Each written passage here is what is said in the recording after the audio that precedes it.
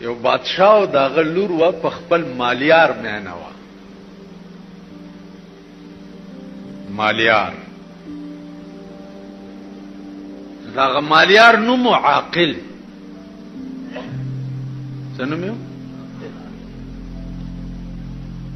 د بادشاہ لور خیرات کړو نو خلک راغوختیو نو دا خپل یار هم راغوخته و چې خوشاله ورځ ده چې دیم دلته ای. بادشاہ جواب راغی چې بادشاہ راځي او دیګونه ګوري. دی یو دیګ تش ساتلو چې کپلار می راتلو نو دا عاقل په دې دیګ کې پټ کما چې پلار می ونه ګوري چا. چې جواب راغی چې بادشاہ راځي دی هغه عاقل زر په دیګ کې کینول او پاسه په خانه کې خو وړې ته تاو کړ سره والا باندې. بادشاہ چراغ نو داسې ګوري چې دې ټولو دیګونو لاندې اور بلیږي دا یو دیګ څنګه به اوره دی. د بادشاہ دی عقل ته ګوره. نه زمونږ د بادشاہ نو د خریټیان میټیان بادشاہ دی ته وایي.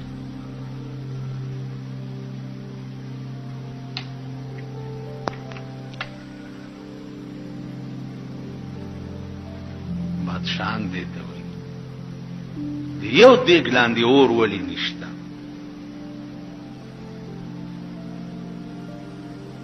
پوه شو چې دې کې څه چل.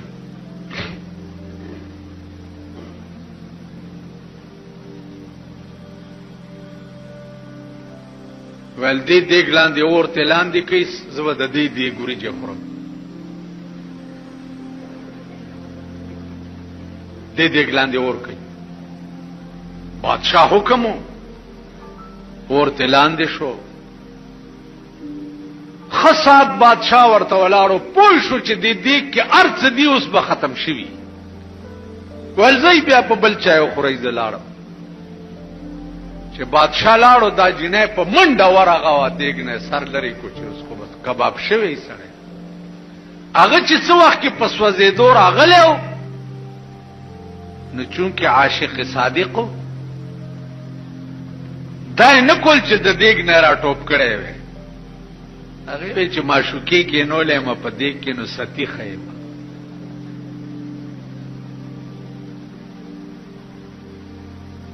تاسو غوندې نو چې چا د پاره جلوس وباسي او پکې پټاخه خلاص شي خپل منډې ملیدلې دي بیا.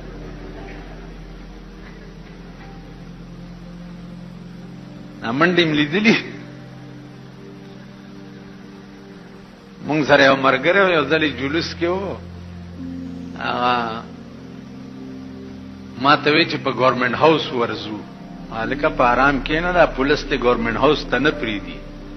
ما ته وی چې جانیا تو ډرنه تیاریږي من ورزپی چې ورزپی التغیس پی ماته وکړه چې ماته وکړه ما ورته اشاره وکړه معلوم ده نه یو خراب وباس او چې اوس پېتی په دولاسي هغه باندې ورته راواچولو چې خراب به از موږ مرګره دیم ډیر غټ چې خراب به شو داسې د چنډه خوندې خپې اسمان ته ونیوي او په انکو کې وای چې یا الله میرے بچے تیرے حوالے میں تا غرق ہو گئی ہیں. بچی میں خدای استا په حواله دي زه خلاړم. نو تاسو خپل منډي لیدلی چې پټاخه خلاص شي یا دز مزو شي.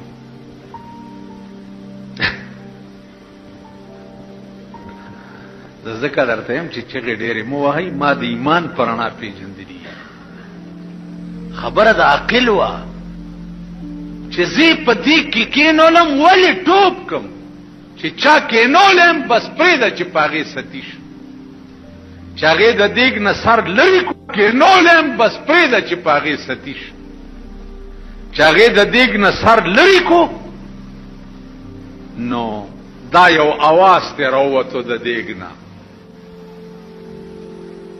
چې چرا کارے کو ند عاقل کے بازایت پشیمانی. اے عاقلہ وی غریب سڑے کد بادشاہ په لور نه مینه دینو په دیګ کې به ولی ورته دي خدای چې انجام دې امدا شو. نو چرا کارے کو ند عاقل کے باز آیت پشیمانی، بجلیگر ملا چرا کارے کو ند کے باز آیت پشیمانی.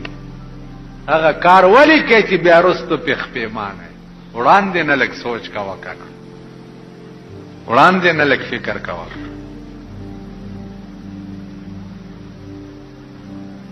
وړاندې نه د پیغمبر فرامینو ته سوچ کاوه.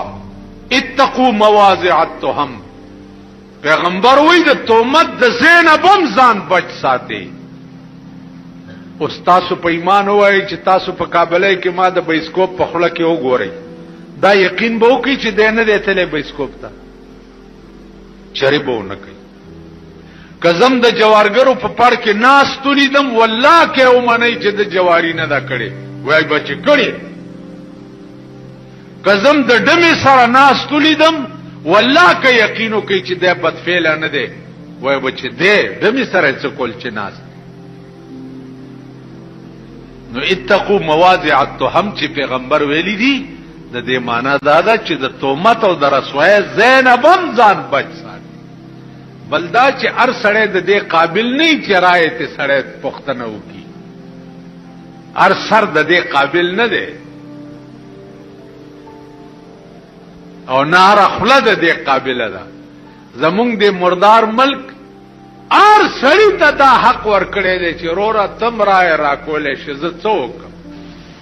د دې یو ښکلی مثال دی. تاسو کې اکثر خلقو ښځې کړي دي، څه وخت کې چې د واده په ورځ ستاسو نکاح تړلی کېده،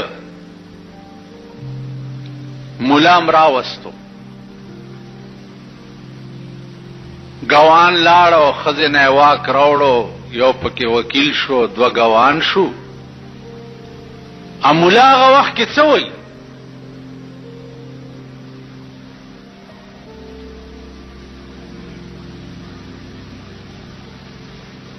ملا هغه وخت کې ورته دا وایي چې هلکه دا پلانې د پلانې لور سره د دومره مهره تا قبوله کړې وه او قبوله دې کړه، ته وایې او ما قبوله کړې وه او قبوله مې کړه.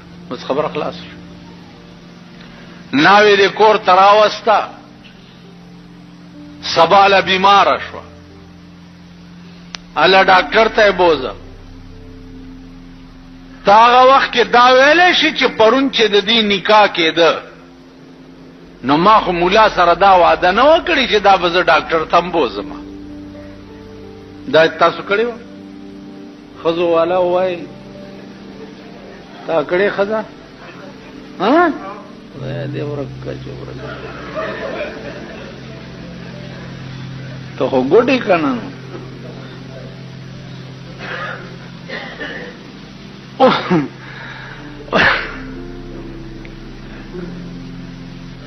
اوس ته دا ویلی شي چې ما هغه وخت کې دا خو نه وویلي چې ښځه مې بیماره شي، خو ما ویل چې قبوله کړې مې ده.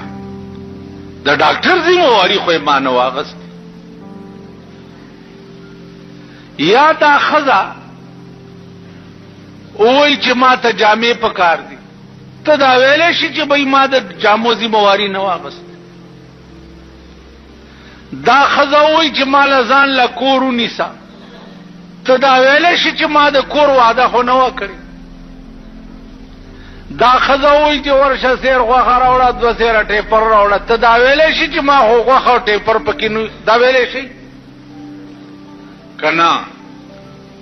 د دغه یو ټکي د قبول سره د دې ښځې ټول لوازمات چې دي هغه ستا په سر انبار شو که نه؟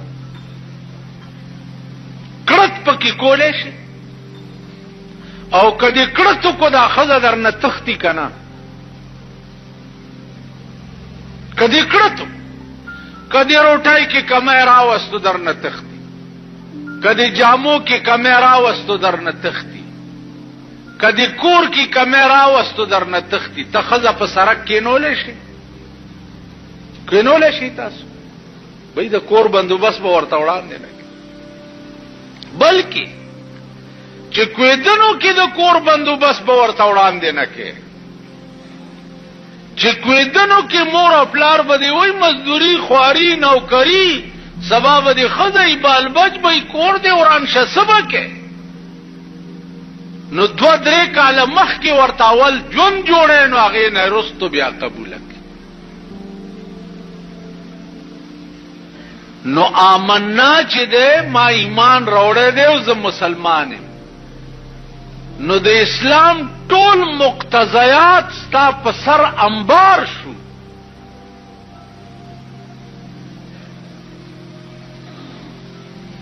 د آمنا دا معنا چې زه به منظم کوم، زه به روجم نیسم، که پیسې راغی زه به حجم کوم، که پیسې راغی زه به زکاتم ورکوم. امنا دا معنا چې زه به پردی مالم نه خورم، زه به حرامم نه کوم. امنا دا معنا چې زه به بې ځایه د چا زړم نه ازاروم، دل ازار بم نه.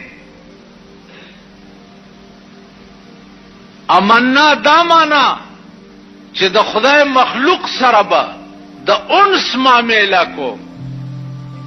امنا دا معنا چې د الله کوم نظام دی هغې پسې به زه خپې ابله خپې منډې موام، که وخت راغی زه به جهادم کوم، که وخت راغی زه به په میدان کې سرم قربانوم. امنا دا